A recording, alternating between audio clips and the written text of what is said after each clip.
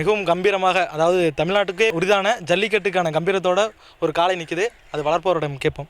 வணக்கம் சார், உங்கள் பெயர்? பாஸ்கர், கோவத்தக்குடி, திருச்சி மாவட்டம்.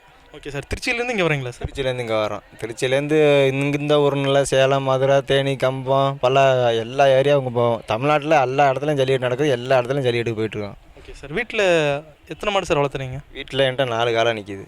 ஓகே சார், 4மே ஜல்லிக்கட்டுக்கு மட்டுமா? ஜல்லிக்கட்டுக்கு மட்டும்தான் யூஸ் பண்ணுறது, வேறு எதுக்குமே யூஸ் பண்ண மாட்டேன். நல்ல கட்டுத்துறையில் அது மேலே கொட்டாயில் தான் என்னதான் நேரமும் படுத்து கிடக்கும். எந்த ஒரு தொந்தரவும் இல்லாமல் நல்லபடியாக தான் வளர்த்துக்கிட்டு இருக்கிறேன்.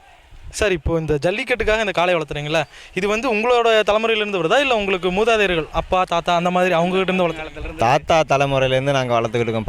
பரம்பரையாக ஜல்லிக்கட்டு காலை வச்சுக்கிட்டு இருக்கிறோம். இன்றைக்கி நேற்று இல்லை, ஜல்லிக்கட்டு காலை நாங்கள் தாத்தா எப்போ இருந்தாரோ அவர் காலத்துலேருந்து வச்சு ஓட்டிகிட்டு இருக்கிறோம். 1 மாடு 2 மாடு எந்நேரமும் இருந்த மணியாக தான் இருக்கும். பச்சை மாடு இல்லாமல் நாங்கள் வீட்டில் இருக்க மாட்டோம். இல்லாமல் எங்களால் இருக்கவும் முடியாது. ஓகே சார், நீங்கள் என்ன சார் தொழில் பண்ணுறீங்க? நான் எலக்ட்ரிக்கல் ப்ளம்பர் வேலை செஞ்சுட்டு இருக்கேன். ஓகே, எலக்ட்ரிக்கல் ப்ளம்பர் வேலை செஞ்சாலும் இந்த மாடு பராமரிக்கிறது வந்துட்டு சுலபமாக இருக்குமா சார்? அது பண்ணிக்கிட்டே இது பண்ணுறோம். அதெல்லாம் அம்மா பாப்பா எல்லாமே அவுத்து கட்டுவாங்க. எல்லாத்துக்கிட்டையும் பச்சை குழந்த மாதிரி நிற்கும். ஓகே சார், இப்போ இது என்ன இனம் சார்? இது உம்பளச்சேரிங்கிற வகை வந்து. ஓகே சார், இது வந்து இப்போ ரொம்ப ரேராக இருக்குதா, இல்லை எல்லா இடத்துலையுமே கிடைக்குதா இந்த இனம் வந்து அரியலூர், கீழப்பலூர், ஜெயங்கொண்டம் இந்த ஏரியாவில் தான் இந்த மாதிரி மாட்டு வகை கிடைக்கும். ஓகே, பர்டிகுலரான அந்த 3 ஏரியாவில் மட்டும்தான்? ஏரியாவில் மட்டும்தான் கிடைக்கும். வேறு அதிகம்லாம் வேறு எங்கேயும் போனாலும் நாட்டு மாடு திருச்சிக்கு வந்தால் திருச்சி குட்டா அப்படின்னு சொல்லி வெள்ளை மயிலில் வரும். மதுரை போனால் வலசகலன்னு சொல்லி அது வேறு நிறமாக வரும். ஒவ்வொரு மாவட்டத்துக்கும் ஒவ்வொரு மாதிரி மாடு மாறுபட்டு வரும். Okay sir. சார், இப்போ இந்த மாடு வளர்க்குறதுல டெய்லி என்னென்ன பண்ணுவீங்க? டெய்லியும் நம்ம எப்பொழுதும் நார்மலாக வைக்கிற மாதிரி பச்சரிசி, பருத்தி கொட்டை, கொண்டக்கடலை தோல், கோதுமை தவிடு, கோதுமை மாவு, கடலை மிட்டாய் கொடுப்போம், வாழைப்பழம் கொடுப்போம். எல்லாம் நல்லபடியாக சாப்பிட்டு பச்சரிசி எல்லாம் வைப்போம் ஃபுல்லாக. ஓகே சார், இப்போது இந்த மாட்டுக்கு ஜல்லிக்கட்டுக்குன்னு தனியாக ட்ரைனிங் அந்த மாதிரி ஏதாவது கொடுக்குறீங்களா, இல்லை நார்மலாக வளர்த்துற மாடு மாதிரி தான் வளர்த்துறீங்களா? நார்மலாக இருக்கும். நீச்சல் பயிற்சி போடுவோம். வேறு ஒன்றும் அதுக்கு நல்லா கரெக்டாக தெரியும். எந்த இடத்துல நம்ம என்னென்ன வேலை செய்யணுங்கிறது அதுக்கு நல்லா தெரியும். நம்ம மனுஷன் கோயிலுக்கு இருக்கிற அறிவோடு அது கொஞ்சம் அதிகமாகவே இருக்குது. மற்றபடி வேறு யாரும் எந்த ஒரு தொந்தரவும் பண்ணக்கூடாது. அது பாட்டுக்கு தீனியாக வச்சோமா எப்பொழுதும் போல் பிள்ளைங்க பிடிச்சிக்கட்டும், அதெல்லாம் செவனு இருக்கும். வீட்டில் மாதிரி இருக்கும். ஜல்லிக்கட்டில் மட்டும்தான் அந்த வாடி வாசலில் பாயும். தெருவு தாண்டது வரையும் தான் அந்த வேகம் இருக்கும். தெருவு தாண்டி அசால்ட்டாக பிடிச்சிட்டு வரலாம். பச்சை போல் குழந்த மாதிரியே வளர்த்துக்கிட்டு இருக்கிறோம். இன்றைக்கி நேற்று வளர்க்குறோம். இது கண்ணுக்குட்டிலேருந்து நான் பால்குடி மறந்ததுலேருந்து என்கிட்ட தான் நிற்கிது. 3-4 வருஷமாக என்கிட்ட நிற்கிது. சார், இப்போ இருக்கிற இளைஞர்களுக்கு வந்துட்டு இப்போ இந்த ஜல்லிக்கட்டை பற்றி ஒரு போராட்டம் நடந்ததில்ல சென்னையில். இப்போ அந்த போராட்டம் நடந்ததுக்கப்புறம் எல்லா இளைஞர்களுமே ஜல்லிக்கட்டு வளர்த்தணும் அப்படின்னு ரொம்ப ஆர்வமாக இருக்கிறாங்க. அவங்களுக்கு நீங்கள் சொல்கிறது மாடு வளர்க்குற உங்கள் சைட்லேருந்து நீங்கள் என்ன சொல்கிறீங்க? இது எப்படி இருக்கும், ஈஸியாக வளர்க்கலாம், அந்த மாதிரி உங்களுக்கு தகுந்தது சொல்லுங்கள். எனக்கு தகுந்த எல்லாருமே வளர்க்கலாம். இப்போ ஊருக்கு ஊர் இப்போ எல்லாம் முதல்ல வந்து இந்த செல் எடுத்து எல்லாம் நோண்டிக்கிட்டு இருந்தாங்க. ஆனால் இப்போ வந்து ஜல்லிக்கட்டு காலன்னு எல்லாருமே கண்ணுக்குட்டியிலேருந்து வளர்க்க ரொம்ப ஆசைப்பட்றாங்க. இப்போ எல்லா பக்கம் வந்து கண்ணுக்குட்டியெல்லாம் கேட்டுக்கிட்டு இருக்கிறாங்க. முதல்ல உள்ள கல்லூரியெல்லாம் அசால்ட்டாக இருந்தேன். இங்கெல்லாம் இங்கே இந்த தலைமுறையோட ஜல்லிக்கட்டு முடிஞ்சிச்சு அப்படின்ட்டு இருந்தேன். ஆனால் இந்த பொங்கல்ல இருந்து தான் எனக்கு நல்லா இருந்துச்சு. தமிழ்நாட்டுக்குன்னு மறுபரப்பு வந்திருக்கு. மாணவர்களால் அது விடுதலை, மாணவர்களால் ரொம்ப விடுதலை. எல்லா மாணவர்களாலும் நன்றி சொல்லிக்கிறோம், வாழ்த்துக்கள் சொல்லிக்கிறோம். எவ்வளோ பேர் உயிரை விட்டுருக்குறாங்க. அதை வந்து 1-2 பேர் சொல்லி கிடையாது. எவ்வளோ பேர் உயிரை விட்டுருக்காங்க. அடிதடி பட்டு மண்டை உடஞ்சி எத்தனையோ சகோதரிகளும் ரொம்ப கஷ்டப்பட்டுருக்காங்க. ரொம்ப எல்லாத்துக்குமே வாழ்த்துக்கள் சொல்லிக்கிறோம். ஸ்ட்ரெயிட்டாக வந்து வாடிவாசல்கிட்டே நம்ம நிற்கிறோம். இவங்க தான் வந்து விழா கமிட்டி மெம்பர்ஸ் இருக்கிறாங்க, தலைவரும் அங்கே தான் இருக்கிறாங்க. அவங்ககிட்டே ஸ்ட்ரெயிட்டாக கேட்போம் ஜல்லிக்கட்டை பற்றின கருத்துக்கள் எல்லாமே. சார் வணக்கம் சார், உங்கள் பேர்? சார், நாங்கள் நாய்க்கும்பட்டி தலைவர் பாலு. ஓகே சார், எத்தனை வருஷமாக சார் இந்த ஜல்லிக்கட்டு நடத்துகிறீங்க? இந்த ஜல்லி மாடு வந்து 50 வருஷமாக நடந்துகிட்டு இருக்குது. ஓகே சார், இப்போ வந்து இந்த ஜல்லிக்கட்டு நடத்துறது வந்துட்டு எப்படி சார், எப்படி ஆர்கனைஸ் பண்ணுறீங்க, எப்படி ஸ்டேஜ் பை ஸ்டேஜாக எப்படி நடத்துறீங்க? இப்போ நாங்கள் வந்து ஒரு 8 வருஷமாக நடக்கலை. இப்போ வந்து மாணவர் மாணவி ராஜசேகர ஐயா சார்பிலையும் தமிழ்நாடு மாநில அரசும் மத்திய அரசும் சேர்ந்து இந்த ஒத்துழைப்பு கொடுத்தனால இன்றைக்கி நாய்க்கும்பட்டி இதில் ஜல்லிமாடு நடந்தது. நல்ல சிறப்பாக நாங்கள் நல்லா எடுத்தோம், நல்லா ஒத்துழைப்பு கொடுத்தாங்க. சார், இப்போ இந்த ஜல்லிக்கட்டு நடத்துறதுக்கு எத்தனை மாடுக்கு சார் வரும், எத்தனை ஊர்லேருந்து வருவாங்க? ஒரு 50 ஊர்லேருந்து வருவாங்க. ஓகே சார், கலந்துக்கிறதுக்கு எத்தனை பேர் வருவாங்க? ஒரு குறிப்பிட்ட ஒரு 10,000 பேர் வருவாங்க. ஓகே சார், இது வருஷம் நடத்துறீங்கல்ல, இதனால் வந்துட்டு என்ன ஒரு பெனிஃபிட்டாக நீங்கள் நினைக்கிறீங்க? இல்லை, எங்கள் ஊர் வந்து வழக்கப்படி தைப்பூசம் முன்னிட்டு இந்த ஊர் வழக்கப்படி நடத்திட்டு இருக்கிறோம். சார், நீங்கள் சொல்லுங்கள் சார் ஜல்லிக்கட்டை பற்றி. ஜல்லிக்கட்டு வந்து இந்த ஊரில் ஒரு 50 வருஷத்துக்கு மேலே நடந்துகிட்ருக்குங்க. ஆரம்பத்தில் மாடுகள் கம்மியாக இருந்தாலும் காலப்போக்கில் அது அதிகமாகிடுச்சு. இன்றைக்கி லெவலில் வந்து ஜல்லிக்கட்டு இடையில கொஞ்சம் நாள் நிப்பாட்டிட்டாங்க. அதனால் ஜனங்களுக்கு ஓரளவுக்கு மன உளைச்சல்லாம் இருந்துச்சு. 2-3 வருஷமாக இல்லாமல் இருந்து இப்போ நடத்துறதுனால எங்களுக்கெல்லாம் ரொம்ப சந்தோஷம். இந்த கல்லூரி மாணவர்கள்லாம் போராட்டம் பண்ணி நம்ம மத்திய அரசு, மாநில அரசு இவங்கெல்லாம் முன்னே இந்த எங்களுக்கு பர்மிஷன் வாங்கி கொடுத்ததுக்கு அவங்களுக்கு முதல்ல நன்றி தெரிவிச்சுக்கிறோம். மற்றபடி இது தொடர்ந்து நடக்கணும்னு நாங்கள் கேட்டுக்கிறோம். வணக்கங்க. நான் வந்து சேலம் மாவட்டம் கங்கவள்ளி ஒன்றியம் நாயம்பட்டி கிராமத்தில் வாழ்ந்த பாரம்பரியமாக நாங்கள் வந்து 10 தலைமுறையாக எங்கள் பாட்டங்காலத்துலேருந்து நாங்கள் வளர்ந்துட்டுருக்கோம். ஆதி காலத்துலேருந்து எங்கள் பாட்டம் பாட்டியெல்லாம் வந்து பட்டி மாட்டுன்னு சொல்லி அந்த காலத்தை வந்து விட்டுக்கிட்டு நடத்திட்டு இருந்தாங்க. நாங்கள் விவரம் தெரிஞ்சதுலேருந்து எப்போதும் ஜல்லிமாட்டு நடந்துகிட்டு இருந்தது. அதே போல் நாங்களும் விட்டுட்டு இருந்தோம். இடையில வந்து பார்த்திங்கனாக்கா இது கிட்டத்தட்ட பார்த்திங்கன்னா எங்கள் பாட்டன் சொன்னது வந்து 80-90 வருஷமாக சொல்கிறாங்க. ஆனால் வந்து இப்போ இடையில வந்து ஒரு 4 வருஷம் இடையப்பட்ட காலத்தில் வந்து நிறுத்திட்டாங்க. அந்த நிறுத்தின காரணத்தினால எல்லாருமே வந்து ஊரில் ஒரு கோயில் திருவிழா பண்ணுறதுக்கு வழி இல்லை, நல்லா மழை பெய்யல, பசங்களுக்கு வந்து உற்சாகம் இல்லை.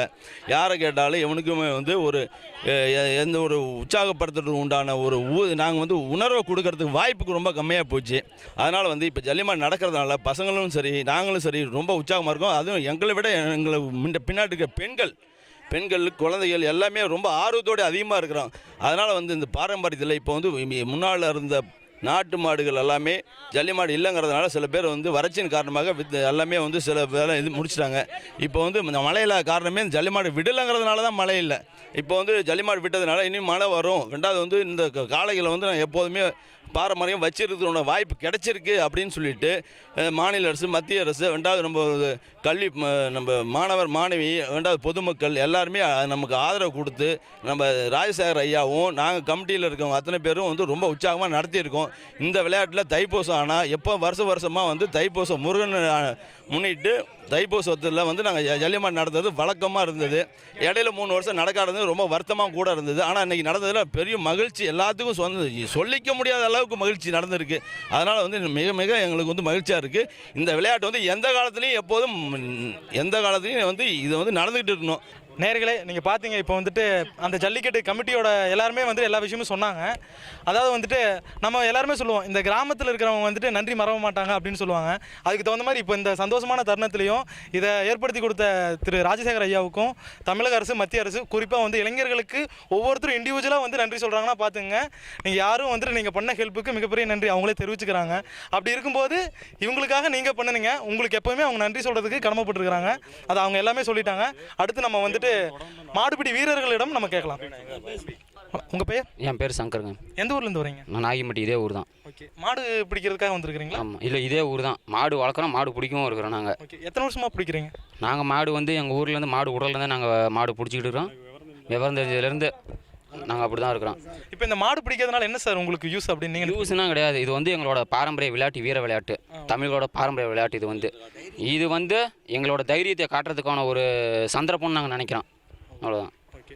ஏன் மாடு பிடிச்சா தான் பொண்ணு தருவோன்னு சொல்லிட்டாங்க? பிடிச்சா தான் பொண்ணு தரல. அந்த காலத்தில் அப்படியே இருந்திருக்காங்க. மாடு பிடிச்சா தான் பொண்ணு கொடுப்பேன், அம்மி கூப்பிட்டு தான் தூக்கினா தான் பொண்ணு கொடுப்பேன்னு சொல்லிட்டு அந்த மாதிரி எங்களோட வீரத்தை வந்து வெளிப்படுத்துறதுக்கான ஒரு சந்தர்ப்பம் இது வந்து.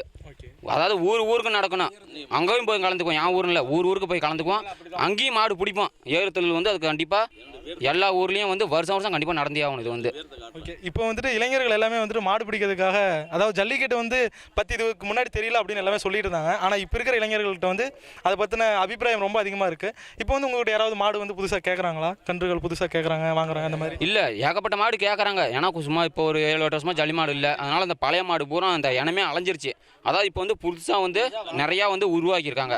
ஸோ அப்படிங்கிறப்ப இதை பார்த்தீங்கன்னா வந்து இதோட விற்பனை வந்து அதிகமாகவும் இருக்குது. நாட்டு மாடோட வந்து வளர்ச்சியும் இப்போதைக்கு அதிகமாக இருக்குது இந்த வருஷத்துலேயே. அதாவது வந்து இது தொடர்ந்துச்சுன்னா நாட்டு மாடோட இனமே வந்து கண்டிப்பாக வந்தீங்கன்னா மிகப்பெரிய அளவுனா வெற்றி உங்களுக்கு எங்கள் தமிழர்கள் கிடைக்கும் இது வந்து. ஆனால் இது வந்து அதிகமாக கிடைக்கணும் எங்களுக்கு அந்த வெற்றி. நேர்களே, பெண்களிடம் கருத்து கேட்போம் ஜல்லிக்கட்டை பற்றி. சொல்லுங்கம்மா, உங்கள் பேர்? மலர்விழி. நான் ஸ்கூல் டீச்சராக இருக்கேன். இன்றைக்கி ஜல்லிக்கட்டு பார்க்குறதுக்காகவே ஸ்கூலில் லீவ் போட்டு வந்திருக்கேன் நான். எத்தனை வருஷமாக இங்கே ஜல்லிக்கட்டு நடந்துட்டு இருக்குதுங்க? நான் பிறக்கிறதுக்கு முன்னாடி இருந்தே எங்கள் தாத்தா பாட்டி காலத்துலேருந்தே ஜல்லிக்கட்டு நடந்துகிட்ருக்குங்க. அது ஒரு பாரம்பரியமாக. அதுவும் நாகியம்பட்டி ஜல்லினா இந்த வட்டாரத்துலேயே ரொம்ப ஃபேமஸ். உங்கள் பேருங்கம்மா? மணிமேகலை. ஓகேங்கம்மா. இங்கே எத்தனை வருஷமாக ஜல்லிக்கட்டு நடந்துகிட்ருக்கு? இப்போது நீங்கள் வருஷம் வந்துட்டு இருக்கிறீங்களா? பிறந்ததே இதே ஊர் தாங்க. நான் ஆக்சுவலாக எங்கள் பாட்டி காலத்துலேருந்தே வந்து இங்கே ஜல்லிக்கட்டு நடந்துகிட்ருக்குது. எங்ககிட்டே மாடு வளர்ந்துச்சுங்க. மாடு எங்கள் பாட்டி தான் வந்து ஜல்லி மாடு கொண்டு வருவாங்க. இது பாரம்பரியமாக அது நடந்துகிட்ருக்குங்க. இத்தனை வருஷமாக ரொம்ப வருஷமாக நடந்துகிட்ருக்குங்க. எனக்கு விவரம் தெரியாத முன்னாடியே, நான் பிறக்கிறதுக்கு முன்னாடியே நடந்துகிட்ருக்குங்க. உங்கள் பேருமா? என் பேர் சித்ராங்க. எங்கள் வீட்லேயே 10 காளை வளர்த்துனோம். எங்கள் பாட்டி தான் காளை விடுவாங்க. நான் பிறங்காட்டியுமே பிடிச்சி நடந்துகிட்டு இருக்கு. நாங்கள் ஜல்லி மாடு பார்க்கறதுக்காக வெளியிலேருந்து இங்கே வந்திருக்கோம். வருஷம் வருஷம் வந்துருக்கோம். நாங்கள் இப்போ வந்து 5-6 வருஷமாக நடக்காதனால எங்களுக்கு ரொம்ப வருத்தமாக இருந்துச்சு. இப்போ இந்த வருஷம் எனக்கு ரொம்ப திருப்தியாக இருக்குது. உங்கள் பேருமா? என் பேர் விஜயலட்சுமி. நீ பிறந்தது நான் இந்த ஊரை பிறந்த ஊர் இந்த ஊர் தானுங்க. நான் பிறந்த காலத்தில் இருந்து எனக்கு முன்னாடியே பிடிச்சி ஜல்லிக்கட்டு நடந்துக்கிட்டு தான் இருக்குது. ரொம்ப இப்போ 10 வருஷத்து அளவில் இல்லை. இப்போ இந்த வருஷம் நடந்தது எல்லாத்துக்கும் ரொம்ப பாராட்டு, நல்ல ஒரு சந்தோஷம். உங்கள் பேர்? என் பேர் சோஃபியா. எனக்கு ஜல்லிக்கட்டு நடந்தது ரொம்ப சந்தோஷமாக இருக்குது. இந்த ஊரில் நடந்தது ரொம்ப சந்தோஷம்.